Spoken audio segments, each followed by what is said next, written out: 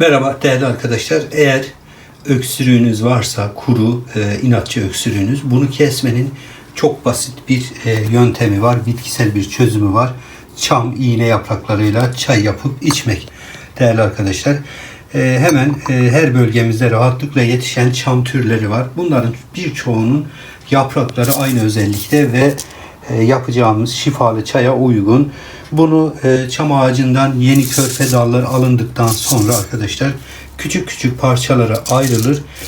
Yaklaşık yarım santimetrelik ve gölgede birkaç gün içinde kurutulur. Kurutulduktan sonra bir bardak kaynar suyun içerisine bir yemek kaşığı konur ve şifalı çayımız bu şekilde hazır hale gelir. Bu çayı sabah ve akşam değerli dostlar 2 bardak içebiliriz. İçerisinde bulunan tanin yine diğer faydalı uçucu yağlarla birlikte reçine özütü gerçekten nefes açıcı, solunum yolları hastalıklarını tedavi edici bir özelliğe sahip çam iğne yaprağı çayımız. Bu çayı içtiğimizde değerli arkadaşlar özellikle uzun süren kuru inatçı öksürüğü çabuk kestiği biliniyor.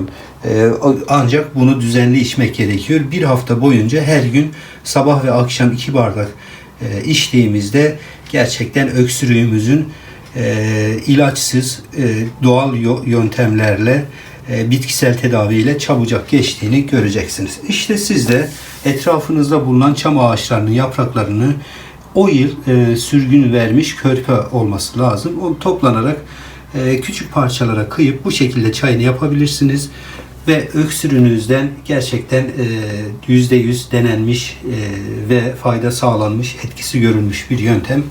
Kuru öksürüğünüzden çok çabuk, hızlıca birkaç gün içerisinde kurtulabilirsiniz. İşte size şifalı çam iğne yaprağının doğal haliyle yapılan şifalı çayı.